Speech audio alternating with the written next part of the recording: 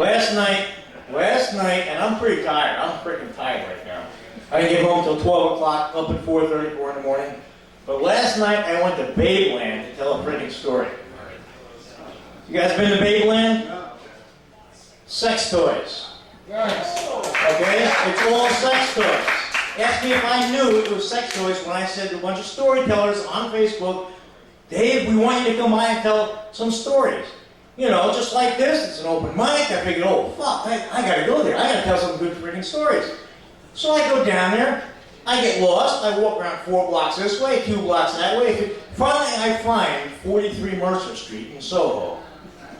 It's a friggin' sex store. I walk in, there's stuff on the walls, I don't know what they are, but they're designed to fill orifices. If they're not filling an orifice, they're actually designed to hold you, strap you, gag you, tie you up, tie you down, or keep you somehow unmaneuverable. It was friggin' some strange shit. But I get in there, here's this one guy, he looks like the picture of the guy that's online. I go up to him, I say, excuse me, are you running this? Where should I sign up? The guy looks at me, puts his hands up, he's all frittery and shit. He's got painted friggin' fingernails. I don't have to tell you a lot about this guy, but he's a real nice guy. And he says, yeah, what do you think of the store? I look around, I'm like, well, it's different. He goes, how many sex toys do you have? I gotta admit, you know, I looked at him, I don't have any sex toys. He looks at me, dead friggin' serious, and says, what do you do when people come over to your house?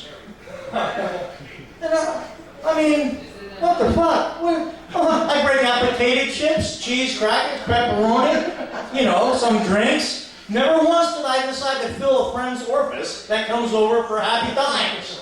You know, what the fuck? But anyway, I'm having fun. That's what they tell me anyway. So I got some notes here, right, because I'm going to tell a short story, right? And of course, I'm quote unprepared. Okay? There's never good lights up here. Oh. Okay, moving right along. That was an eye catcher, huh? Okay, now we got a few minutes to go, so I'm going to tell my story, which takes place back in 1978. Right? A 17-year-old guy hits the Philippines. This is a story I told last night they wouldn't let me videotape because they were afraid I was going to freaking out somebody. If you saw the people that were sitting there, they were out for years. Literally. There's nobody out in that freaking store. But anyway, I get to the Philippines, Subic City. If you die and go to heaven, you want to make a shot to Subic City first because young women dancing in every bar. Hopefully you can tell the difference between male and females because there's a problem with that there. And if you look, you can figure it out. But anyway, we'll go with the female persuasion on this one. We get there, a lot of beer goes down, they're real cheap, they're good stuff to drink. We end up going home with a couple of young ladies. This is the story I told last night. Get to this young lady's house, my friend's in that room, I'm in this room. Needless to say, things took place that I won't bother bringing up here because that would be sexual in nature and that's beyond my craft at this time. Anyway, that stuff gets done, it's time to go to sleep. I wake up at perhaps 5 o'clock in the morning. The sun is not yet up. I'm 17 years old, I drank about 40 beers the night before. What does a 17-year-old young man have to do at 5:30 in the morning with 40 beers in him? Yes. It's like a motherfucker?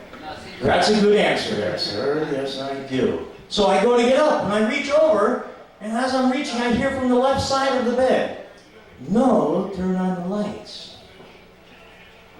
I figured she's just had too much to drink, and she's pretty fucked up. So I keep reaching, a little bit more, and I hear again, no, turn on the lights. What the fuck? So I gotta friggin' go. It's pitch black in this room, and there's holes in the floor, they're like an inch thick. I don't want to stub my toe or get splinters or something. So I put my foot down, I reach over, I grab the lamp, there's a switch on it, I go to hit it, and I hear it from the side of the bed again, no, turn on the lights, and as she says that, I click the switch, the lights go on, and the walls are covered with 7-inch cockroaches, maybe 2,000 of them. These little friggers fly. You guys know that cockroaches fly in the Philippines? Yes, they do. And when there's lights on them, they dance through the air, and they come right at the light. I dropped that lamp as if it was a hot potato, and it blew up on the floor. Now I'm under the sheets once again.